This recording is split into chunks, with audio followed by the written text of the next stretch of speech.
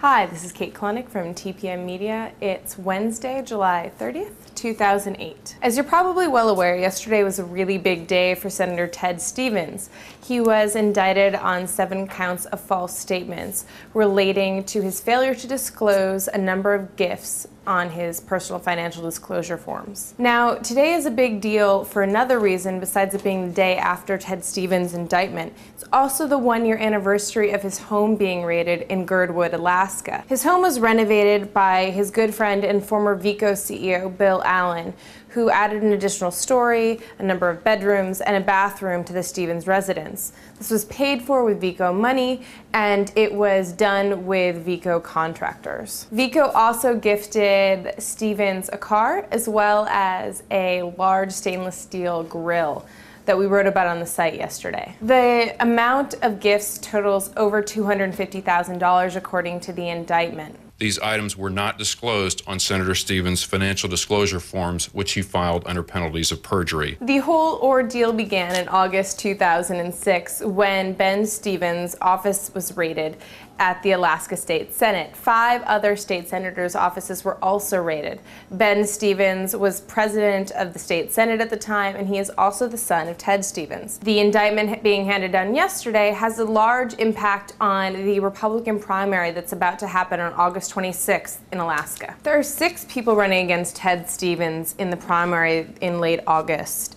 The most well-funded of these is Vic Vickers, a businessman from Florida who recently relocated to Alaska. Vickers is self-financed for now. His other contenders include Dave Cuddy, a former state rep, Rick Sikma, an evangelist, and Jerry Hikes, a drywall contractor. But our money is still on Stevens, who's not dropping out of the race in the face of these indictments. Even though he's set to be arraigned tomorrow, Stevens still has the hearts of a lot of Alaskans. Mark Begich, the mayor of Anchorage, is the primary Democratic opponent to Ted Stevens. We caught up with Begich earlier this month at the Netroots Nation conference down in Austin. And you're running against Ted Stevens, who's one of TPM's favorite rogue Republicans. I hear you right about him. Just a little bit. Obviously, he's enmeshed in a huge public corruption scandal. His house has been raided by the FBI. Right. How much of an issue is that a focus for of your campaign? I think that just kind of is an underlining issue that people are aware of, but really what's happening in Alaska and the politics of Alaska has shifted dramatically. When I won my mayor's race in 2003, that city had been a red city for almost 15 years, and it's 43% of the state's population, so it had a huge influence on the politics of Alaska. But what's happened is it has changed, and people are staying there longer, living there, retiring. The dynamics are different, and Ted is just basically out of touch with what's going on in Alaska politics today. And this underlying corruption issues, or the cloud that's around him, just kind of covers all of them, kind of follows him all the time. But the real issue is he's just not very in touch with what's going on in Alaska today and what Alaskans are thinking about for the next 20 to 30 years. We actually rarely talk about it because it seems like everyone else talks about it. And so we focus on what Alaskans are interested in. We talk about the energy crisis that's not only around the country, but obviously in Alaska. We talk about health care, veterans care, education. We talk about the future. And I love talking about that because that's what Alaskans really want to hear.